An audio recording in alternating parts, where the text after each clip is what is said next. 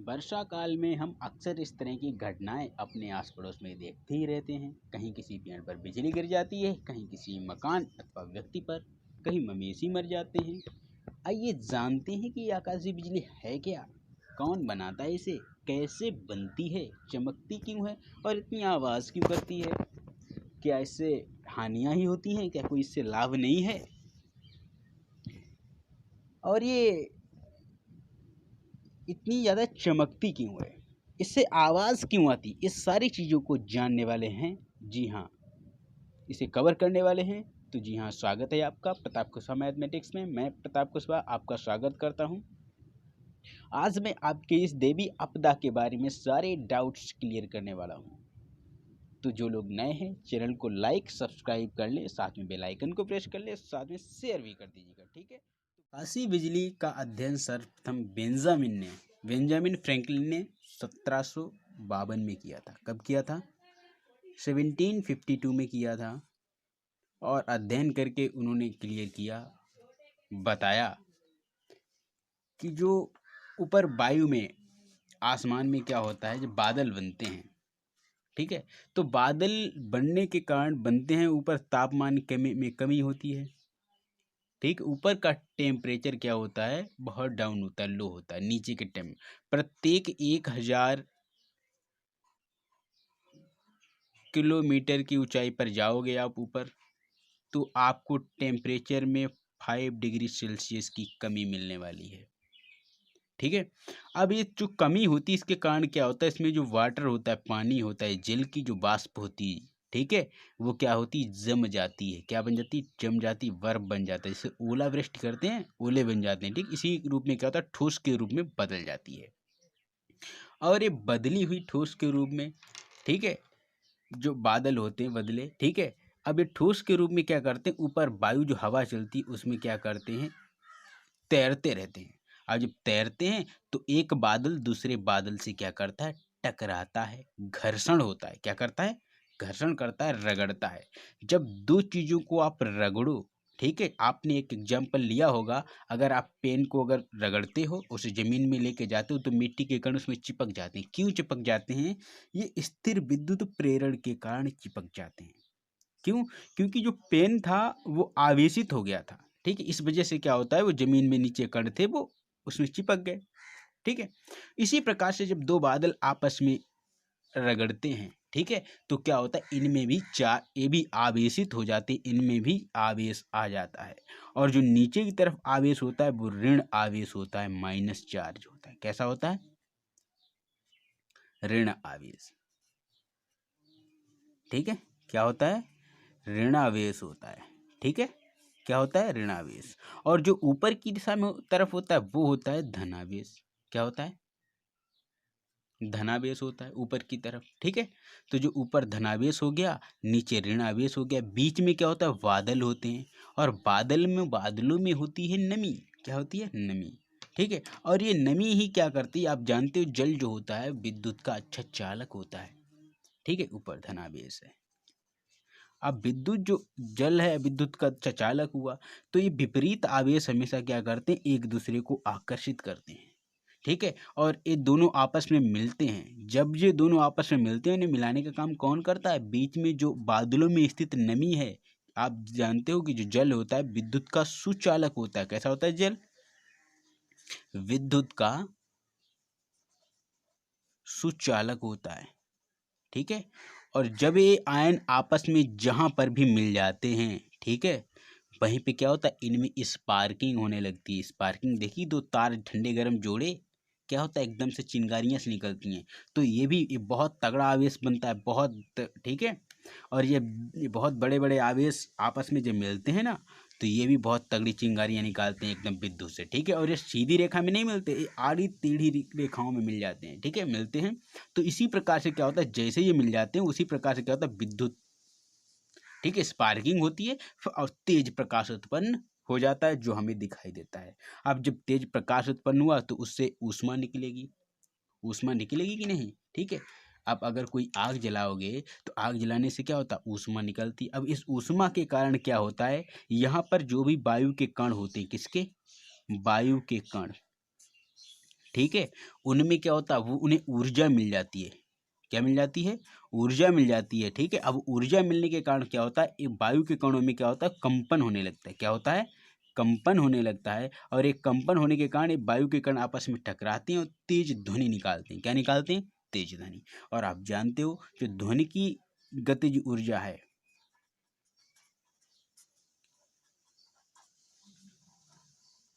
वो ध्वनि की जो गतिज ऊर्जा है, ठीक है, निर्वात में, वो क्या होता है, प्रकाश की गतिज ऊर्जा से कम होती है। कम होती है। प्रकाश की गतिज ऊर्जा अधिक होती है, ध्वनि की गतिज ऊर्जा कम होती है। इसीलिए आप देखते हो जब बिजली चमकती है तो बिजली की चमक पहले सुनाई देती है, उसकी आवाज़ उसके कुछ समय के बाद में आपको सुनाई देती है। तो उम्मीद करता हूँ समझ पा रहे होंगे आप। तो चैनल को लाइक कर लें, सब्सक्राइब कर लें, बेल आइकन को प्रेस कर लें। सारे डाउट्स आपके क्लियर कर दूंगा कि वायु जो बिजली है वो कैसे बनती है।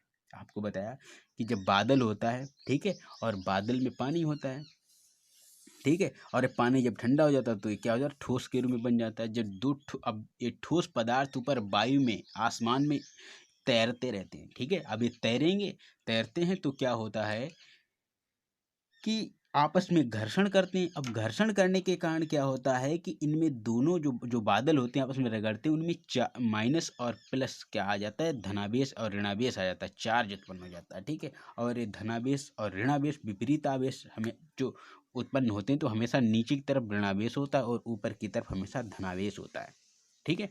अब ये धनावेश ऋणावेश जहाँ पर भी मिल जाते हैं, एक दूसरे से संपर्कित हो जाते हैं, वहीं पे स्पार्किंग होती है, तेज प्रकाश निकलता है। उसके जब प्रकाश निकलता है तो वहाँ से प्रकाश ऊर्जा उत्पन्न होती है। और जब ये ऊर्जा उत्पन्न हो गई तो क्या होता है कि वायु के कणों के पास क्या होता है, ऊर्जा प्राप्त पहुंच जाती है। और ये वायु के कण क्या करते हैं, कंपन तेज करते हैं और साथ में ध्वनि निकालते हैं, ठीक है। तो इसी के कारण हमें जो बादल की गर्जना इसे कहते हैं, ठीक है, बादल का गर्जना, ठीक है, वो होता है, ठीक है। तो समझ पा रहे होंगे। लेकिन अब आप कह रहे, अब आपके मन में प्रश्न है कि ये चलो ठीक है, ऊपर बन गई बिजली, लेकिन अब ये नीचे कैसे आ जाती है जमीन पे। तो उसके लिए मैं आपको बता दूं कि ये जमीन पे जिस प्रकार से ऊपर बनती है उसी प्रकार से जमीन पर भी आती। जैसे बादल, मान लिया यहाँ पर ये बादल है, ठीक है, और यहाँ पर बादल, इसने क्या किया, दूसरे बादल से इसमें घर्षण हुआ और इसमें चार्ज आ गया, तो नीचे की तरफ माइनस चार्ज होगा, होगा कि नहीं होगा। ऊपर की तरफ क्या होता है, धनावेश होता है, प्लस चार्ज होता है, नीचे ऋणावेश होता है, ठीक है। और ये मान लिया अर्थ है हमारी, क्या है, ये अर्थ है, ठीक है। अब ये अर्थ जो है, ठीक है, अब अर्थ में भी क्या, नीचे हवाएं चल रही होंगी कि नहीं चल रही होंगी, ठीक है, तेज गति में। जब हवाएं चलेंगी तो पृथ्वी और इन हवाओं में भी घर्षण होगा, तो ऊपर की तरफ यहाँ क्या हो जाएगा, धनावेश हो जाएगा इसमें उत्पन्न, ठीक है। और जो नीचे की तरफ क्या होता है, इसमें जमीन में ऋणावेश हो जाता है, ठीक है। अब ये धनावेश ऋणावेश यहाँ भी बन गया, ऊपर भी बन गया। अब क्या होता है, कभी कभी ये वाला ऋणावेश इस धनावेश से नाम संपर्क करके क्या होता है, यहाँ संपर्क नहीं इसका हो पाता है। कभी कभी क्या होता है कि पानी जल की बूंदों के साथ में क्या होता है, यहाँ से इसकी जमीन के साथ में संपर्क हो जाता है, ठीक है। जहाँ पर नज़दीक बादल आ जाता है, जमीन से संपर्क हो जाता है, तो जैसे ही इसका जमीन से संपर्क होता है, ठीक है, इसमें क्या होता है, स्पार्किंग होती तेज ध्वनि के साथ में। और जो बिजली होती है, ठीक है, जो भी उत्पन्न बिजली होती है वो इस जमीन में क्या हो जाती है, समा जाती है, ठीक है। तो जो आवेश जो उत्पन्न हुआ, ठीक है, वो क्या हुआ, पृथ्वी में तेजी के साथ में विसर्जित होता है। और ये घटना इतनी जल्दी होती है कि ये 0.01 सेकेंड का समय भी लेती है। कितनी लेती है, सॉरी, 0.1 सेकेंड का समय लेती, इतनी क्षणिक होती है कि हम महसूस भी नहीं महसूस कर पाते हैं कि यहाँ पर बिजली गिरी, लेकिन हम देख नहीं पाते हैं, ठीक है। इतनी जल्दी हो जाता है क्षणिक। और इस जो बिजली वज्र, इसे वज्रपात भी कहते हैं, ठीक है, और बिजली का गिरना भी कहते हैं। और जब ये गिरती है नीचे, ठीक है, तो इसका जो बिजली स्पार्किंग जो होती है बिजली, ठीक है, इसका जो तापमान होता है वो 3000 degree Celsius 30,000 sorry degree Celsius होता है। कितना होता है तापमान, 30,000 डिग्री सेल्सियस। सूर्य से अगर तुलना करोगे तो सूर्य का जो होता है वो 6,000 डिग्री सेल्सियस होता है। बाप रे, ये तो सूर्य से भी कितना, 5 गुना ज़्यादा है। कितना, 5 गुना। अब फिर आप लोग सोचते होंगे कि अगर 5 गुना ज़्यादा है तो फिर सूर्य तो इतनी धूप निकाल देता है, उससे ऐसा क्यों नहीं होता? वो इसलिए होता है क्योंकि जो सूर्य होता है वो लगभग 12 घंटे तक अपना ताप देता है। और ये घटना कितनी होती, 0.1 सेकंड इतनी क्षणिक होती, इसीलिए क्या होता है इसमें इतना ज़्यादा ताप नहीं निकल पाता, महसूस नहीं हो पाता, ताप तो निकलता है, ठीक है। और ये इतने डिग्री सेल्सियस का तापमान अगर किसी व्यक्ति, वस्तु या किसी भी स्थान, प्राणी या किसी पेड़ पे गिर जाए तो उसका तो काम तमाम हो ही जाएगा, ठीक है कि नहीं होगा? सोचो पहले, क्षणिक है। अक्सर ये देखा गया है कि जो बिजली गिरती है वो किसी इंसान विशेष व्यक्ति पर नहीं गिरती जल्दी, ठीक है, लेकिन गिर भी सकती है। ये अतिशयोक्ति नहीं है कि मतलब गिरना नहीं गिरेगी, गिर भी सकती है, ऐसी नहीं ऐसा नहीं कि नहीं गिरेगी। अगर जमीन पृथ्वी है, मान लिए ये ऊपर आयन बन गया, ठीक है, और नीचे अगर कोई पेड़ है, आपने देखा होगा, सोच लो, कहते हैं पेड़ पे ज़्यादा जल्दी बिजली गिरती है, ऊंची मीनारों पे जल्दी बिजली गिरती है, ऐसा क्यों होता है? तो उसके लिए मैं बता दूं आपको कि जो पेड़ खड़े होते हैं ज़मीन पे, ठीक है, मान लिया ये पेड़, ये ज़मीन है नीचे, इस पे पेड़ लगा है, ठीक है, और ऊपर ये बादल है, तो यहाँ पर ऋण आवेश है और यहाँ पर धन आवेश है, ठीक है। अब क्या होता है, जो आवेश ऊपर आएगा, ठीक है, ऊपर से नीचे तक, इसमें जहाँ संपर्क होगा तो उसे बीच में अगर कोई माध्यम मिल गया तो इस माध्यम के थ्रू ही नीचे आएगा, ठीक है, डायरेक्ट नीचे नहीं आएगा। अगर बीच में कोई मिल गया तो ये क्या करेगा, सबसे पहले उसे कवर करेगा, उससे क्या होगा, ये आधार ढूंढेगा नीचे आने के लिए, तो ये जल्दी, जिसे जो ऊंचा आधार पहले मिलता है उसी पे क्या करता है, ये गिरता है, उसी के माध्यम से नीचे जमीन में प्रवेश कर जाता है सीधे, ठीक है। और जिस पे गिरेगा, जिससे प्रवेश करेगा, उसका काम तमाम करता हुआ जाता है नीचे, ठीक है। और आवेश चाहे जितना भी तगड़ा हो, कितना भी बड़ा हो, पृथ्वी क्या करती, सबको सह लेती है। पृथ्वी में सहन करने की क्षमता होती है, चाहे जितना भी बड़ा क्यों न प्रकाश ऊष्मा निकले, चाहे जो कुछ भी हो, ठीक है। तो ये पृथ्वी से क्या होता है, इतनी जल्दी पृथ्वी क्या करती है, इसे विसर्जित हो में विसर्जन, पृथ्वी जो आवेश आया इसका तुरंत विसर्जन पृथ्वी में करा देना चाहिए, इससे बचने के लिए, ठीक है। अब जल्दी विसर्जन कैसे होगा, ठीक है, अगर हम पानी बरस रहा है, बिजली कड़क रही है, तो हमें क्या करना चाहिए, सावधानियां क्या, अब बात करते हैं सावधानियों पे। हम बात कर लेते हैं सावधानियों पे, सावधानियां क्या क्या हैं, ठीक है। अगर बिजली कड़क रही है, ठीक है, तो हमें सावधानियां बरतनी चाहिए। नंबर 1, अगर हम कहीं खुले मैदान में हैं तो हमें वहीं बैठ जाना चाहिए। क्यों बैठना चाहिए, इसलिए बैठ जाना चाहिए क्योंकि जो आवेश है, ठीक है, वो हमेशा क्या करता है, नज़दीक वाले आवेश पे ही आने का प्रयास करता है। अगर हम ज़मीन पे खड़े होंगे, ठीक है, तो ज़मीन से कुछ तो ऊंचाई मिलेगी इस आवेश को, यहाँ कुछ तो इसकी नज़दीकी बढ़ जाएगी हमारे सिर से, ठीक है, तो ये हमारे ऊपर गिरेगा, ठीक है। या कोई पेड़ मिल गया हम तो उस पर गिरने की कोशिश करेगा, क्यों, क्योंकि ये पास में आवेश को ज़्यादा, उनके पास ज़्यादा अट्रैक्टिव होगा, ठीक है, और ये माध्यम के द्वारा आएगा ज़मीन पे, ठीक है, इसलिए। तो अगर मैदान में है तो उस पर बैठ जाइए, उसमें नीचे बैठ जाइए, ठीक है। भागना नहीं है, छतरी लेके नहीं चलना है, क्यों, या जो टावर वगैरह एंटीना है या किसी बड़ी बिल्डिंग है उसके नीचे नहीं रुकना चाहिए हमें, ठीक है। ये सारी क्या है, सावधानियाँ हैं। टीवी एंटीना को आदि को नहीं छूना चाहिए, किसी तालाब नहर के पास नहीं रुकना चाहिए, ठीक है। ऊंचे भवनों या जो खिड़की दरवाजे हैं, ठीक है, उनके पास नहीं खड़ा होना चाहिए, ठीक है। सारे बंद करके अंदर बैठ जाओ आराम से। अब आप कह रहे होंगे जो एरोप्लेन उड़ता है, क्या उड़ता है, प्लेन उड़ता है, ठीक है, अब उसमें क्यों नहीं ये, ठीक है, उस पे क्यों नहीं गिर जाती बिजली? तो उसके लिए उस जो प्लेन को डिजाइन किया गया है वो इसी प्रकार से डिजाइन किया जाता है, क्योंकि ऊपरी, उसकी जो ऊपरी सतह होती है वो स्टील की बनी होती है और इस प्रकार की होती है कि उस पे जो विद्युत गिरता है, ठीक है, वो तुरंत विसर्जित हो, उसके नीचे विसर्जित हो जाता है, ठीक है, फैल जाता है नीचे की तरफ, ठीक है, उस पर कोई प्रभाव नहीं पड़ता है। इसी प्रकार जो कारें वगैरह हैं आपकी, इनका जो डिजाइन किया जाता है वो इसी प्रकार से डिजाइन किया जाता है कि इनके ऊपर अगर बिजली गिरती है, ठीक है, वो तुरंत ही विसर्जित हो जाए नीचे, ठीक है, इस पे असर ना करे, ठीक है। तो अगर आप खुले मैदान में हो, अपनी कार में बैठे हो, तो कार को ऐसी जगह पे रोकिए जहाँ पर कोई पेड़ पौधा ना हो, दूर हो, ठीक है, उसके अंदर आप सुरक्षित बैठे रहिए, ठीक है। अब बात करते हैं कि इससे जो लाभ हैं, ठीक है, वो क्या है, सॉरी, इससे हानियाँ क्या हैं। तो इससे हानि जो होती है वो क्या होती है, आपको बताइए कि अगर किसी पेड़ पे गिर गई तो उसे नष्ट कर देती है, किसी उपकरण को जला सकती है, हमें नुकसान पहुंचा सकती है, भवन बिल्डिंग को गिरा सकती है, ठीक है। अब लाभ क्या है इससे, बहुत ही महत्वपूर्ण लाभ है, ठीक है। ऊपर क्या होता है, जब स्पार्किंग होती है, ठीक है, तो ऊष्मा निकलती है, निकलती बिजली चमकेगी तो लाइट होगी, उसमें ऊष्मा निकलेगी, और ये ऊष्मा क्या करती, ऊपर जो उपस्थित नाइट्रोजन होता है, क्या होता है, नाइट्रोजन,